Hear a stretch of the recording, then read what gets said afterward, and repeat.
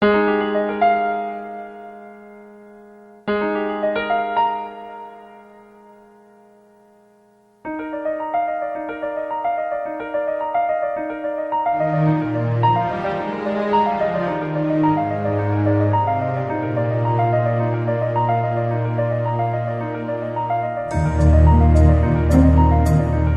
upon a time, there was a great master in a great, great big house, a mansion actually.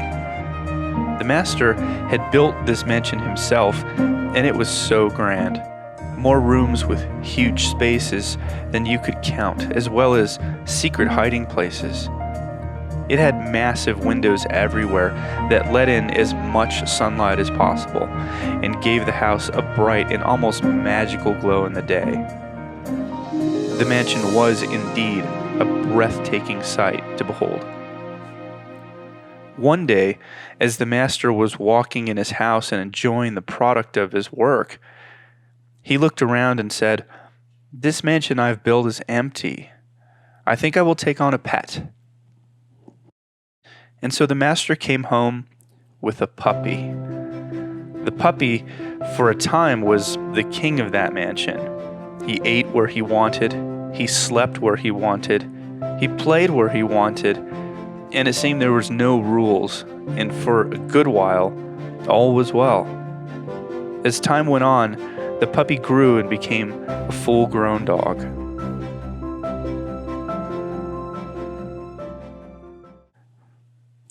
One bright and sunny day much later, as the master looked outside a window, he observed a different dog roaming around, carelessly exploring.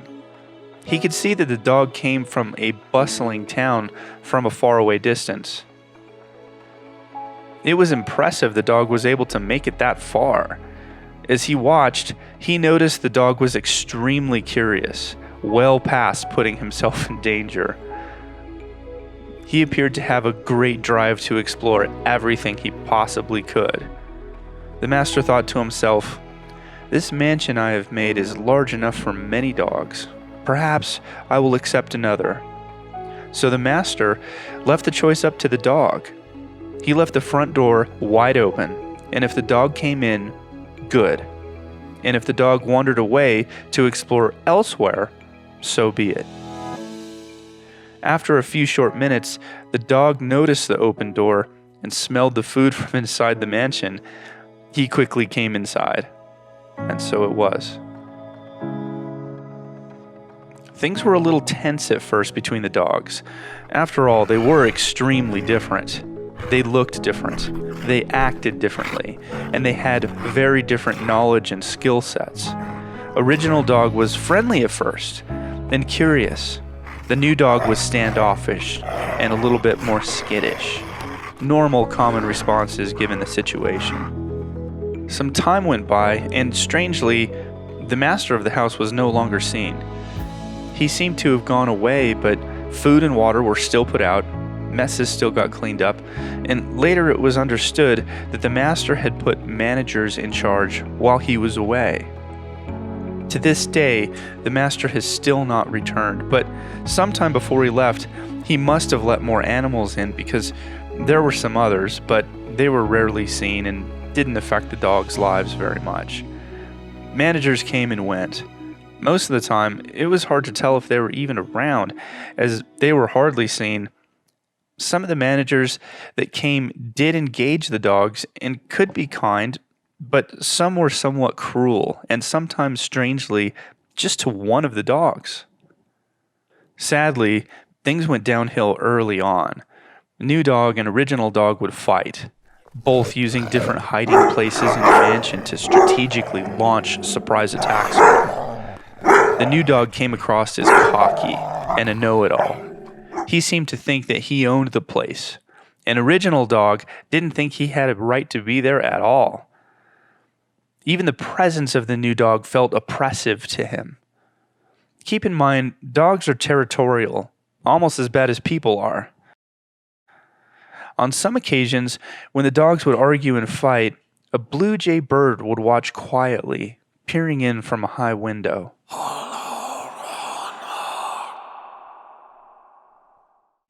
The fights between the dogs got bad, brutal even, biting each other, drawing blood, and one or both of the dogs could be seen limping or bleeding often, both licking their own wounds. At times, the dogs fought even to the point of wanting to actually kill the other. Even to this day, there's conflicting accounts of which dog was more to blame in all of this. The dogs could be heard fighting at all hours of the day or night. And where had the master gone? His voice was so wise and kind. He seemed to take such meticulous care of his great mansion he had made and everything inside, but now this. Was it that he was unaware of the fighting and the suffering? Or did he just not care? Or maybe he knew but was unable to do anything about it. Perhaps the master was not as powerful as he appeared to be at first, or perhaps not as loving as he appeared to be at first. It became hard to have faith in the master. For a time, things were very hard, and the mansion felt more like a dark, dangerous, and sad place. If only the master could see what had become of his wonderful, sun-filled mansion. Surely he would act. Surely he would do something.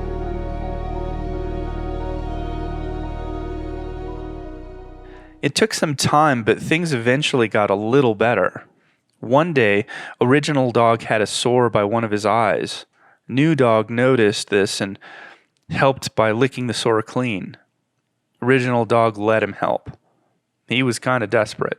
That sore was pretty bad. It was a start. Soon after, the two dogs were able to establish rules. There would be one area where New Dog slept and a different area where Original Dog slept for security and privacy. There was also common areas where either could hang out and it'd be fine with the other. One night, as Original Dog decided to lay down for his evening sleep, he thought about how things seemed to be feeling better in the mansion. He missed the master, but was feeling better about the new dog. As these thoughts were going through his mind, he happened to notice some of the scars on his legs and paws from fights from New Dog, and he felt a wave of sorrow and sadness. He wondered if New Dog felt the same, or if he really even cared. At the same time, in a different room, New Dog wondered if there would ever be a time when they could both call the mansion home and be okay with it. Maybe he should just continue exploring outside and move on elsewhere.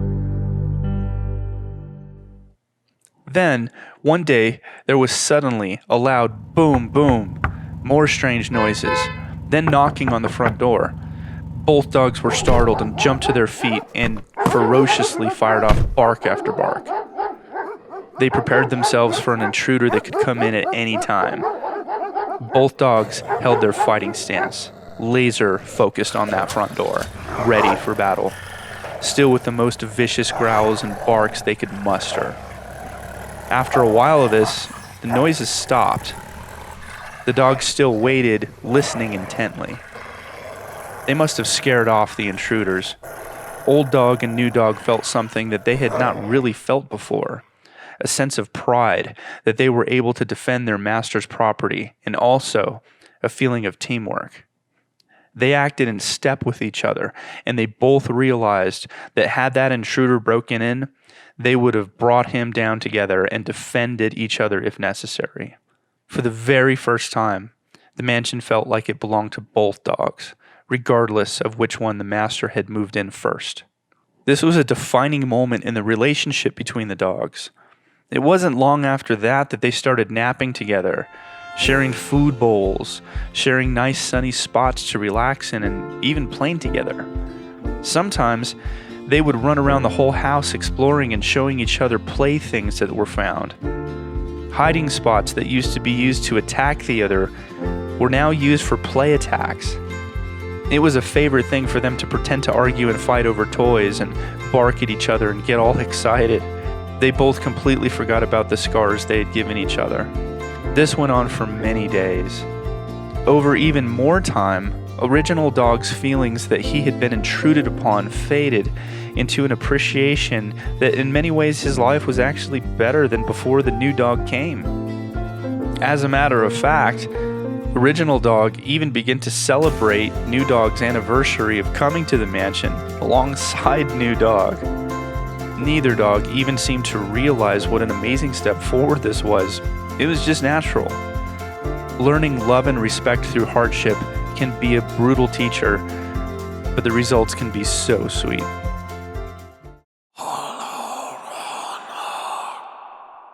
Things were about to change again, although neither dog knew it.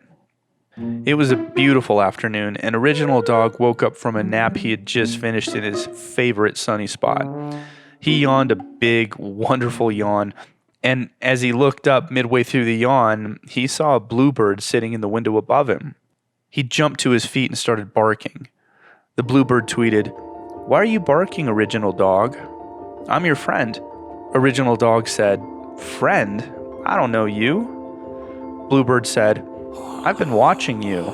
I know that you are the rightful dog of this mansion, and that New Dog is not."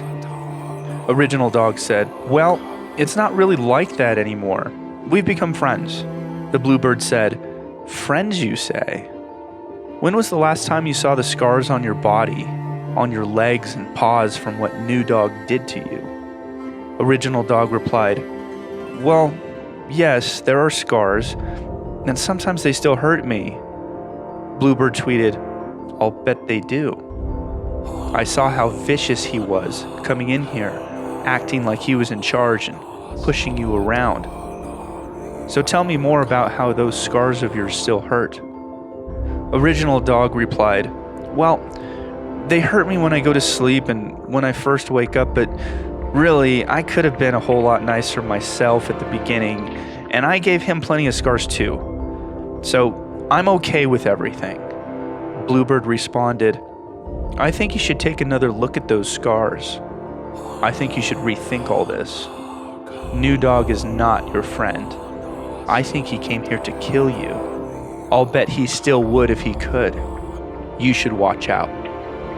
And then the bluebird flew off.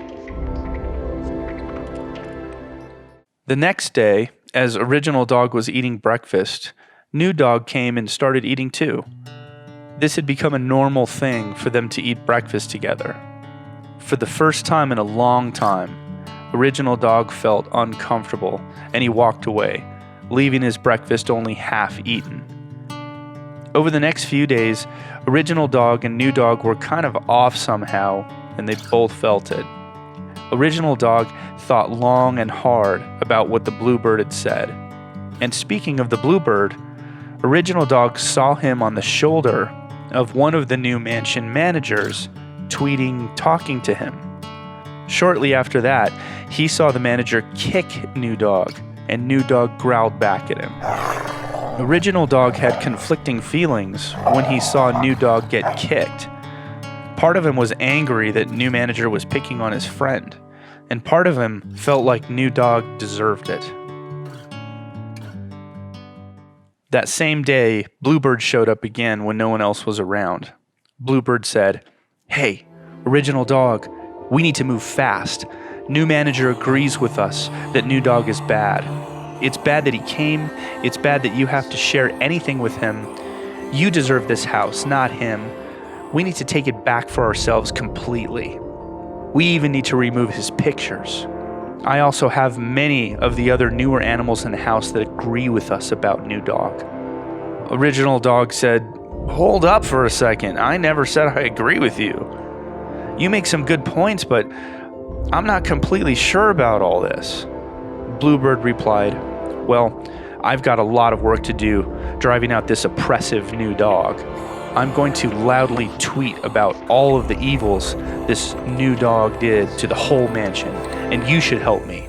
I'm doing this for you after all."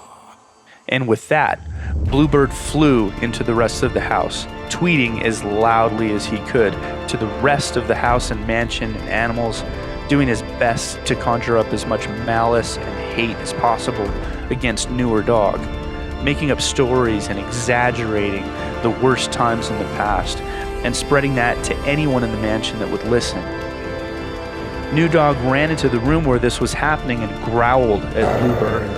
A few other animals that were much newer than even New Dog came out and started making noise at New Dog and harassing him. Even the new manager joined in, starting to repeat things the Bluebird was saying, calling the New Dog a murderer and much more.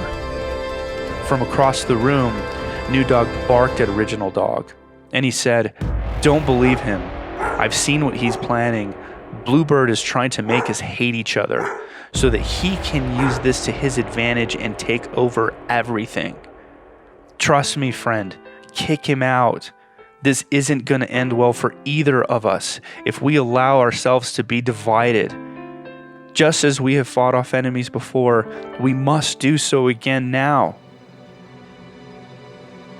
As the Bluebird flew further into the house, tweeting away and making marks on some of the walls and causing damage, he accidentally dropped a note. Original Dog saw it, opened it, and started to read. What he found shocked him. He read all about how Bluebird and new manager had conspired to make New Dog look as bad as they could, even outright lying about him. It laid out their plan to make him look like a devil to the inhabitants of the whole mansion. But even worse than that, Original Dog read how Bluebird actually hated just about everything in the mansion and wanted to throw out everything inside and dominate the animals and even the managers. He wanted to change the mansion completely to be only for him and was using the other animals and new manager for his selfish ends. Bluebird seemed to hate and oppose anyone and anything that disagreed with him. He told some small parts of truths only for the purpose of concealing greater deceptions.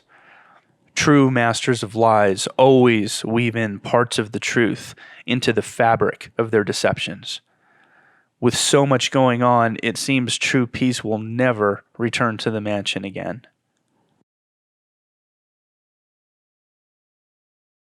And that, my friends, is where our story ends. Well, it's where our story pauses anyway.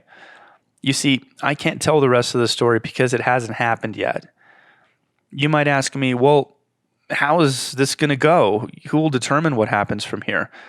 And the answer is, you are. You, the people of Santa Fe, the people of New Mexico, and you, Native American Indian people. You are the actual storytellers here. See, I'm not really making this story up as much as I am helping you to understand a very real story in our home that's happening in real time over hundreds of years. It's hard to keep focus over such a long time. Will Original Dog and New Dog kick out Bluebird and new manager and go back to living as friends and grow even closer and stronger together as they continue to forgive each other and await the master's return? Or will Bluebird with new manager succeed in continuing to harass New Dog, paint him as a devil, shame him, make his past look as bad as possible, and attempt to kick him out and take his voice away? Will they succeed in influencing division and inspiring Original Dog and other newer animals to continue to shun New Dog, even though he's no longer considered new by any stretch of the imagination? Santa Fe, New Mexico, Pueblos, Native American governors and leadership and people, you tell me, how is this going to go? You are the true storytellers, much more than I am. I hope you will finish the story well. There are real enemies coming, and we will need each other once again. Thanks for watching. As you go about your day, I hope you'll ponder this story and what it means to our community. As always, I appreciate you listening and watching. Thanks for watching part 5 of In Defense of Santa Fe. We'll see you in part 6. And wherever you are and whatever you're doing, I hope you have a great rest of your day.